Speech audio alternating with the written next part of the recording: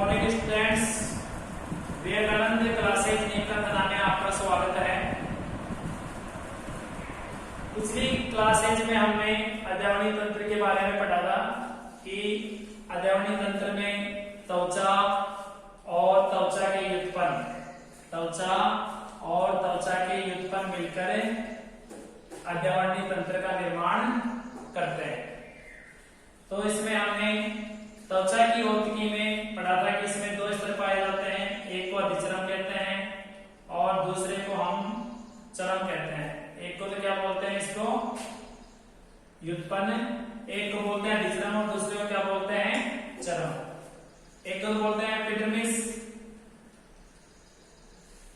और एक को हम बोल रहे हैं डर्मिस। और इनके बारे में हमने आपको पढ़ा था कि चरम में दो स्तर थे। एक स्तर को हम पैपिलरी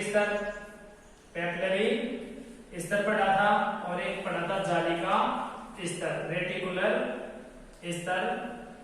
ये पी से मतलब हो गया पतला स्तर होता है और ये मोटा स्तर होता है। इसमें रुद्रवाहिनियां पाई जाती हैं, इसमें त्वक संविधान, त्वक ग्रंथियां, रोम पुटिकाएं इसमें पाई जाती हैं। इसके बाद में हमने अधिचरम में पढ़ा कि अधिचरम में 5 स्तर पाए जाते हैं। 5 स्तरों को हमने क्लिप के द्वारा बताया था।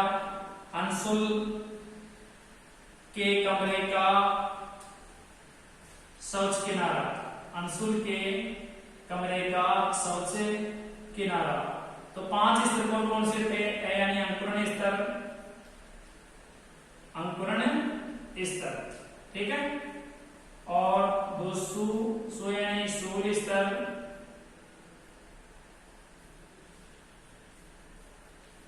यानी कण स्तर, शवच यानी शवच स्तर और की यानी किण स्तर, ठीक है। ये हमने, ये है इनसाइड अंदर की तरफ से लेकर यह है बाहर की तरफ, ठीक है। बाहर की तरफ है किण स्तर पाया जाता है। इसमें मेन बातें थी। अंकुरण स्तर को तेल स्तर कहते हैं। अंकुरण स्तर में तेल जैसा सदस्य पदार्थ सीबम बनता है। सीबम के कारण विटामिन डी का निर्माण होता है। ये हमने अंकुरण स्तर में पढ़ा था। इसके बाद में हमने शूल स्तर, अंकुरण स्तर के ऊपर शूल स्तर पाया जाता है। इसमें बहुकोणीय कोशिकाएं पाई जाती हैं। एक कोशिका मोटा होता है और साथ में इसमें इतना प्रमुख कार्य था अधिचरम को दृढ़ता प्रदान करना, अधिचरम को दृढ़ता प्रदान करना। फिर इसके बाद में था इसमें कणी स्तर। कणी स्तर में आपने पढ़ा था 5-6 परतें मिलकर इसका निर्माण करती हैं और इस स्तर में क्रेटोहाइलिन नामक प्रोटीन के सूक्ष्म कण भरे होते हैं। इसके बाद में हमने पढ़ा था शौच स्तर। तो शौच स्तर में हमने पढ़ा था इसमें एल्ड्रीन नामक पदार्थ पाया जाता है। एल्ड्रीन नामक जो पदार्थ होता है वो क्रेटोहाइलिन के विघटन से बनता है। जब एल्ड्रीन युक्त कोशिका द्रव्य सूख जाता है तो मर्द पदार्थ नाखून या केराटिन में बदल जाता है और अधिचरम का जो किण स्तर है, किण स्तर का केराटिन प्रोटीन में बदलने की क्रिया को हम क्रिएटिनाइजेशन कहते हैं या इसको श्रृंगी भवन कहते हैं। क्या बोलते हैं इसको? श्रृंगी भवन कहते हैं। और इसके द्वारा शरीर के बाह्य कंकाल के बनता है जिससे सुरक्षा होती है। जैसे मान लीजिए नाखून है और बाल है, ये श्रृंगी भवन के द्वारा बनते हैं, ठीक है। इसके बाद में हमने पढ़ा था किण स्तर। तो देखिए शौच स्तर में लगभग कितने परतें थी, यानी कणी स्तर में तो आपके सामने परतें थी 5 से 6 परतें थी। इसमें 3 से 4 परतें थी। सबसे मोटा स्तर कौन सा था? किण स्तर था। किण स्तर में क्योंकि 8 से 10 परतें पाई जाती है इसलिए सबसे मोटा स्तर है। किण स्तर जो आपके सामने है ये क्रिएटिनाइजेशन क्रिया को दर्शाता है, ठीक है। इसके बाद में हमने पढ़ा था किण स्तर हथेली और तलवे के स्थान पर मोटा होता है, ठीक है। तो ये हमने पिछले क्लास में पढ़ा था। आज हम पढ़ेंगे त्वचा के व्युत्पन्न। क्या पढ़ेंगे? त्वचा के व्युत्पन्न। तो देखिए मानव की त्वचा में अनेक प्रकार की संरचनाएं पाई जाती हैं। इन संरचनाओं को हम त्वचा के व्युत्पन्न डेरिवेटिव ऑफ स्किन कहते हैं। यानी मानव शरीर की संरचना में या त्वचा में अनेक प्रकार की संरचनाएं पाई जाती हैं जिन्हें त्वचा के व्युत्पन्न कहते हैं। त्वचा के व्युत्पन्न के अंदर आता है, एक तो आता है रोम, क्या आता है रोम, और दूसरा आता है त्वचीय ग्रंथियां या त्वक ग्रंथियां, स्किन ग्लैंड्स, कोटानियस ग्लैंड। तो ये आपके सामने त्वचा के व्युत्पन्न में आते हैं। अब हम जो पढ़ेंगे वो पढ़ेंगे रोम की संरचना, ठीक है, रोम की संरचना, ठीक है, रोम की संरचना पढ़ेंगे।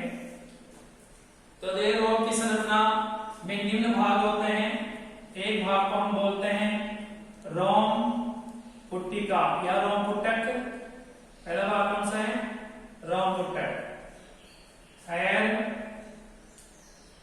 फॉलिकल, ठीक है। दूसरा जो भाग है आपके सामने उसको बोलेंगे रोम का जड़ भाग, हेयर रूट। तीसरा जो भाग है आपके सामने वह है इसमें पेपिला, रोम पेपिला। चौथा जो भाग है वह है रोमकांड, और पांचवा जो आपके सामने है इसमें पांचवा है अरेक्टर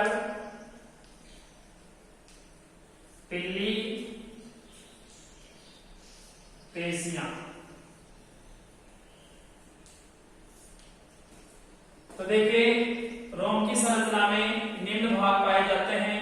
पहला है रोम पुट्टक, हेयर फॉलिकल। दूसरे रोम का जड़ या रोम जड़, हेयर रूट। तीसरा भाग है रोम पेपिला, हेयर पेपिला,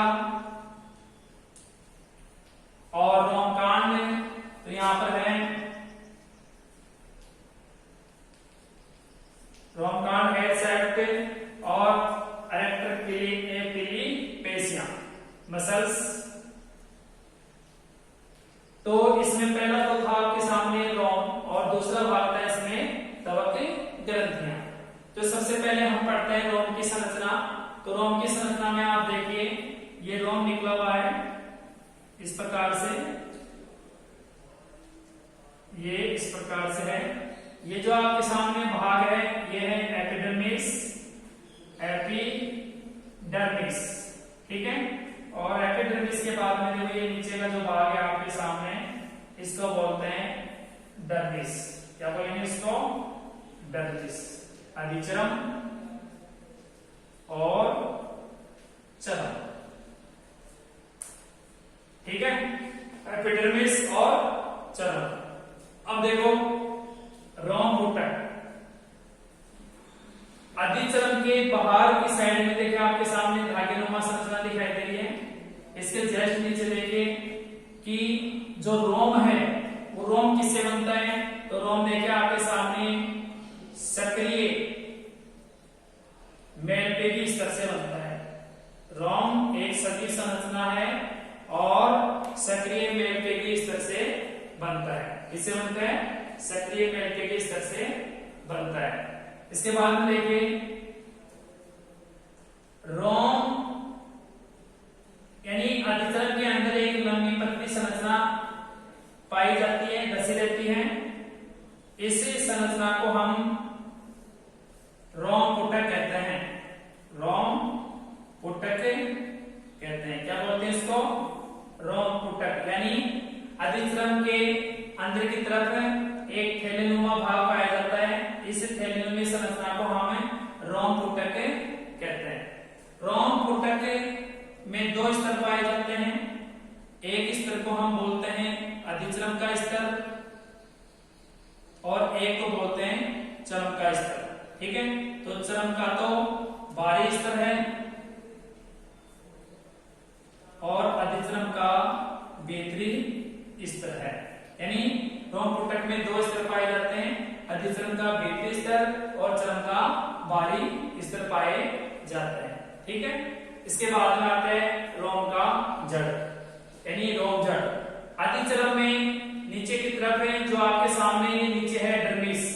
डर्मिस में जो रोम का भाग धसा रहता है उसे हम रोम जड़ या हेयर रूट कहते हैं, और जड़ का अधिकांश भाग डर्मिस भाग में धसा रहता है। ठीक है, इसके बाद में आता है रोम पेपिला या पुटिका।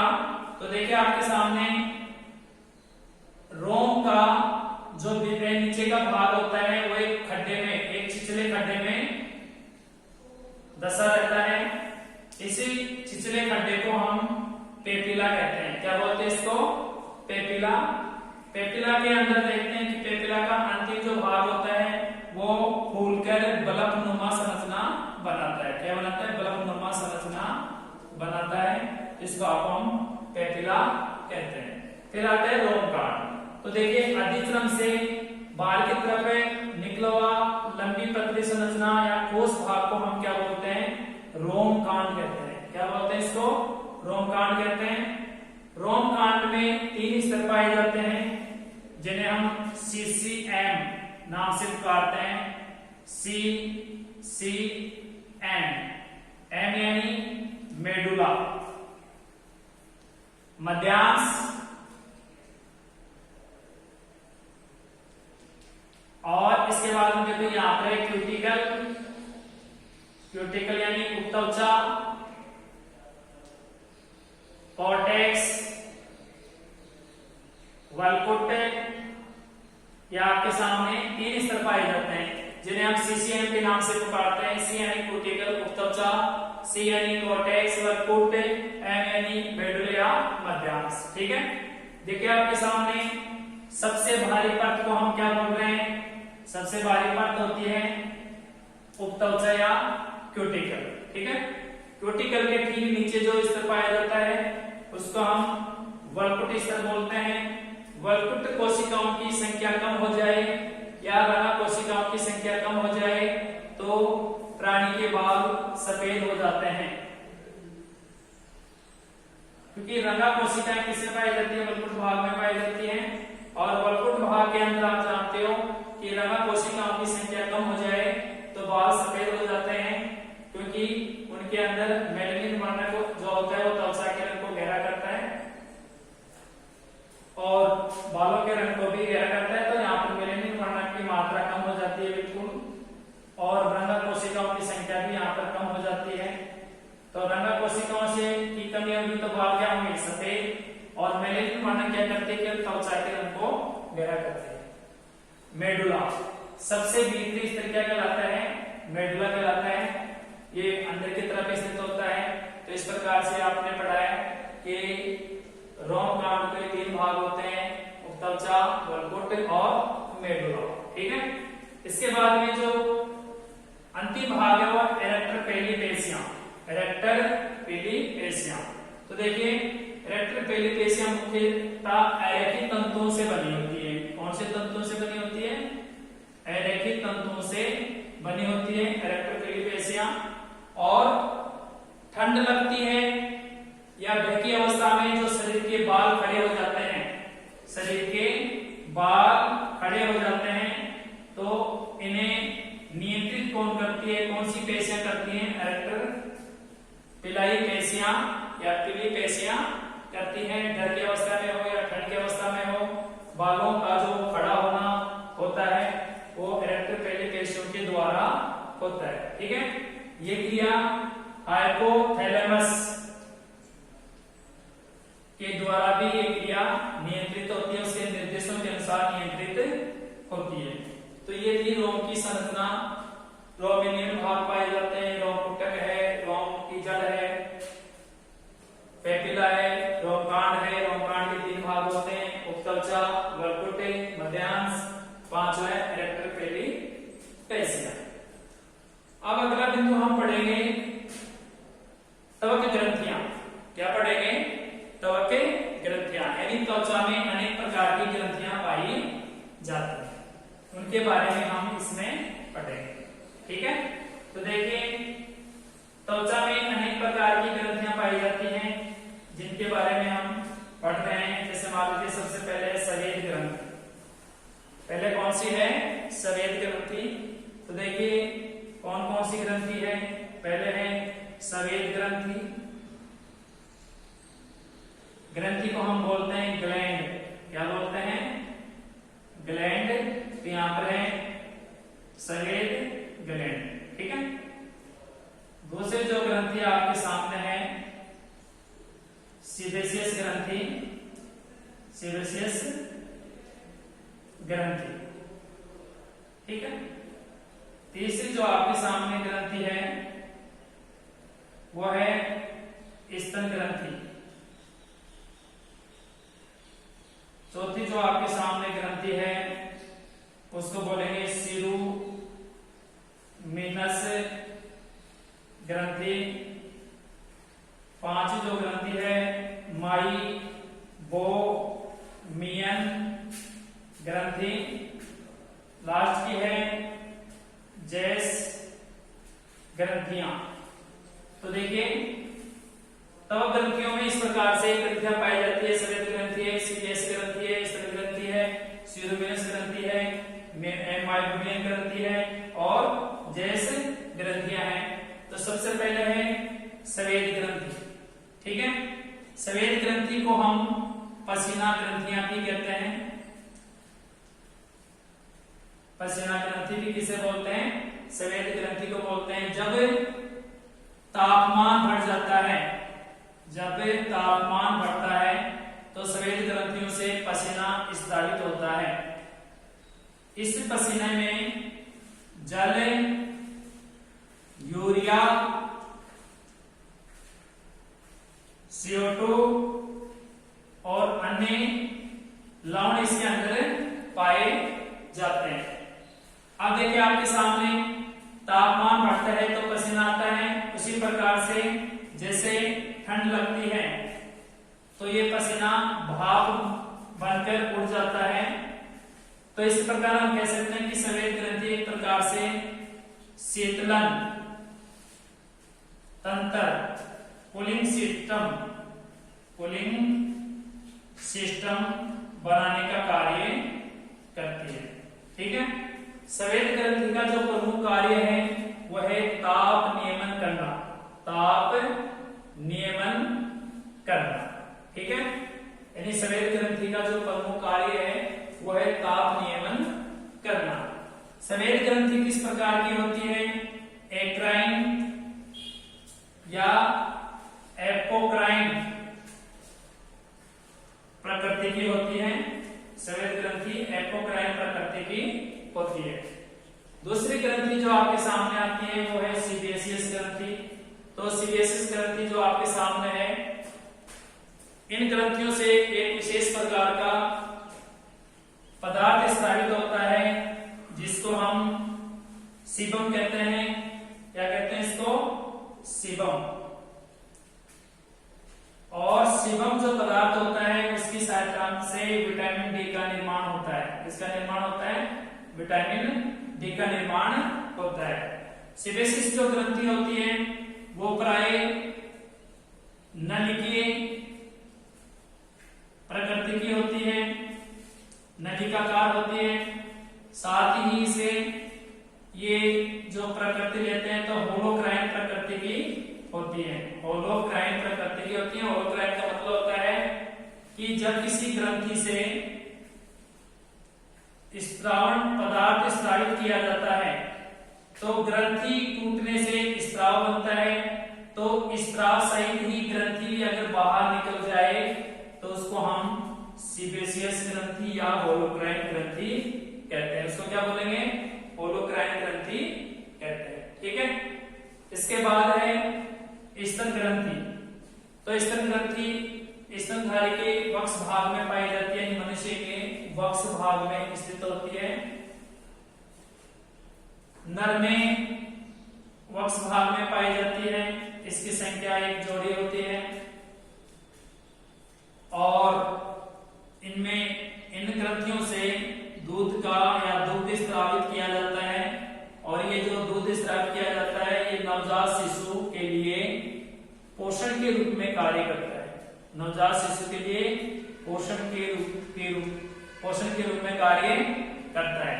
इसके साथ ही माता को अपने बच्चे को 5 से 6 माह तक ये दूध पिलाना चाहिए, जिसलिए इसको उत्तम आहार माना जाता है।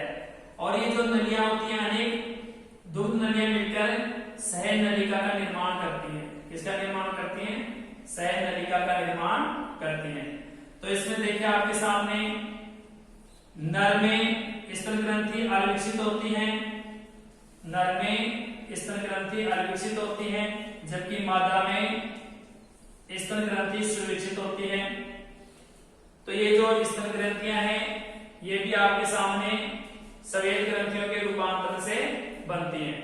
इसके बाद है सिरोविनस ग्रंथियां। तो सिरोविनस ग्रंथियां आप बताएंगे बाह्य कर्णनाल के पास पाई जाती हैं और सीबेसिस ग्रंथि से मिलकर सिरोविनस ग्रंथि सीबेसिस ग्रंथि से मिलकर एक विशेष प्रकार का पदार्थ का निर्माण करती हैं, जिसे बोलते हैं सेरुमन। उस पदार्थ को क्या बोलते हैं? सेरुमन। यानी सिरोविनस ग्रंथियां सीबेसिस ग्रंथि से मिलकर एक पदार्थ का निर्माण करती हैं, जिसे सेरुमन बोलते हैं, यानी इसको बोलते हैं कर्णमोम। इसका प्रमुख कार्य है कर्णपट्टे की सुरक्षा करना, कर्णपट्टे की सुरक्षा करना। ठीक है, यानी सेरुमन का प्रमुख कार्य क्या है? कर्णपट्टे की सुरक्षा करना। फिर इसके बाद है माइबोमियन ग्रंथि और जेस ग्रंथि। ये दोनों ही ग्रंथि नेत्र की बोरोनियो के पास पाई जाती हैं और माइबोमियन ग्रंथि है, इससे एक विशेष प्रकार का पदार्थ स्रावित होता है जो नेत्रों को चिकना बनाए रखता है। इसी के साथ में देखो जेस ग्रंथियां भी नेत्र की जो बोरोनिया है उसके पास स्थित होती हैं। ये एपिथेलियम के वलन से बनती हैं। इनसे भी एक गंध नामक पदार्थ स्रावित किया जाता है जो कॉर्निया को चिकना बनाए रखता है। इसके बाद में देखो एक ग्रंथि और है जिसका नाम है मूलाधार ग्रंथियां। कौन सी ग्रंथि है? मूलाधार ग्रंथियां या वक्षण ग्रंथियां। ये साथ में है मूलाधार या वक्षण ग्रंथियां, अंग्रेजी बोलते हैं पेरिनियल ग्लैंड। तो देखो मूलाधार ग्रंथियां कहां पाई जाती हैं? आपके सामने गुदा से लेकर मान लीजिए गुदा जो जनांग है, गुदा व जनांगों के पास में जो ग्रंथि पाई जाती है उसको हम बोलते हैं मूलाधार या वक्षण ग्रंथि बोलते हैं। इससे एक विशेष प्रकार का सेंट या गंध पदार्थ स्रावित होता है, जिसके कारण लैंगिक आकर्षण होता है। लैंगिक आकर्षण होता है। तो ये मूलाधार ग्रंथियां आपके सामने। तो इस प्रकार से त्वचा में अनेक प्रकार की ग्रंथियां पाई जाती हैं, जिनका नाम है सफेद ग्रंथि है, सीबेसिस ग्रंथि है, स्तन ग्रंथि है, सिरोविनस ग्रंथि है, माइबोमिया ग्रंथि है, जेस ग्रंथि है और मूलाधार या वक्षण ग्रंथियां। तो देखिए सफेद ग्रंथियों की संख्या कितनी होती है? लगभग 25 लाख। कितनी होती है? लगभग 25 लाख होती है। इसके बाद में इस पार्ट का लास्ट टॉपिक है त्वचा के कार्य।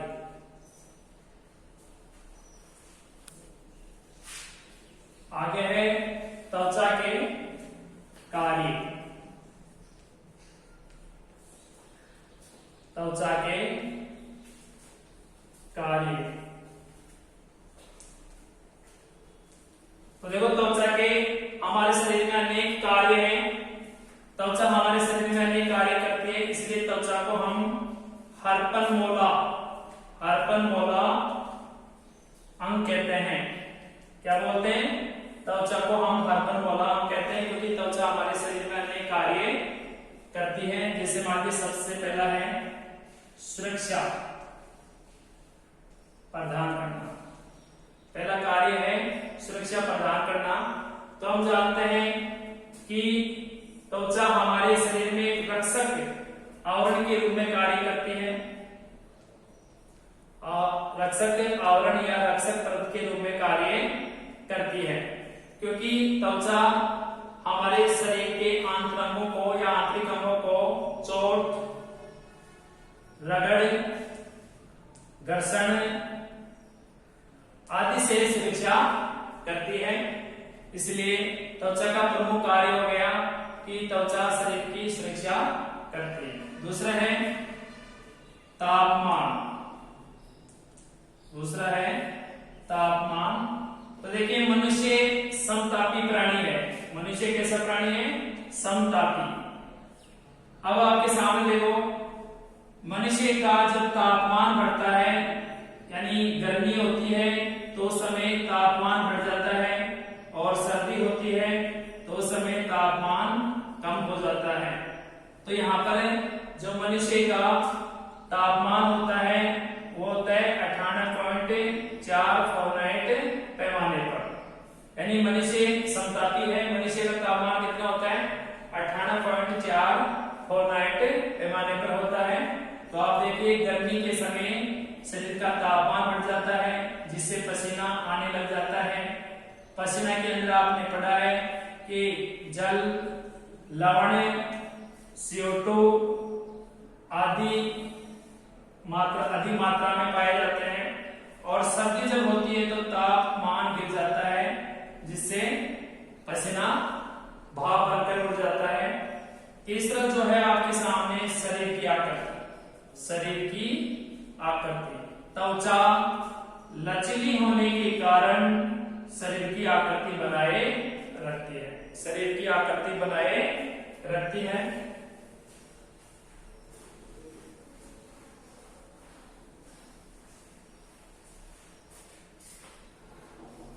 चौथा है दांतों का निर्माण। दांतों का निर्माण।